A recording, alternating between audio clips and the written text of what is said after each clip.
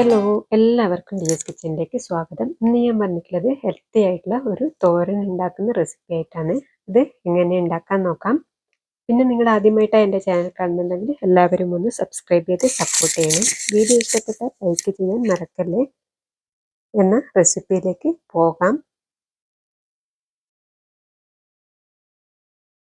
ഇതിനായിട്ട് ഞാനിവിടെ ഒരു പാൻ വെച്ചിട്ടുണ്ട്. അതിലേക്ക് 1 ടേബിൾ സ്പൂണോളം വെളിച്ചെണ്ണയാണ് ഒഴിച്ചു കൊടുക്കുന്നത്. ഒരു 1/4 ടീസ്പൂൺ കടുകും കൂടി ഇട്ട് കൊടുക്കുന്നുണ്ട്. അതൊന്ന് പൊട്ടി വരട്ടെ.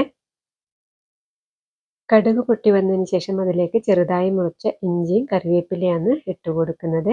പിന്നെ അതിലേക്ക് ഒരു സവാള ഇട്ട് കൊടുക്കുന്നുണ്ട്.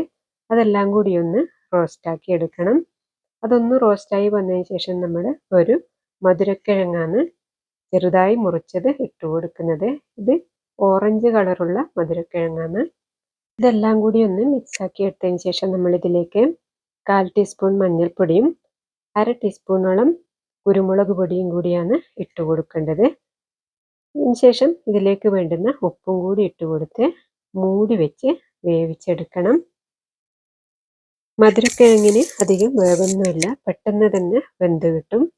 ഇതെല്ലാം കൂടി ഇട്ട് കൊടുത്തതിന് ശേഷം ഒന്ന് വേവിച്ചെടുക്കാം. പാകത്തിന് ഉപ്പും കൂടി ഇട്ട് കൊടുക്കണേ.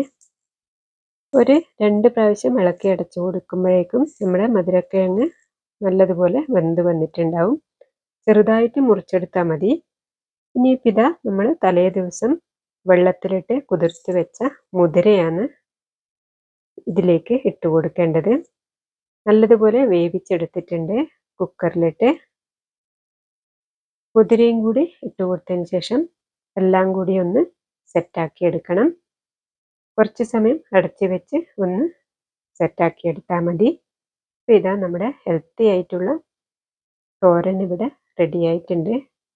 നിങ്ങളെല്ലാവരും ട്രൈ ചെയ്ത് നോക്കിക്കോളൂ കേട്ടോ.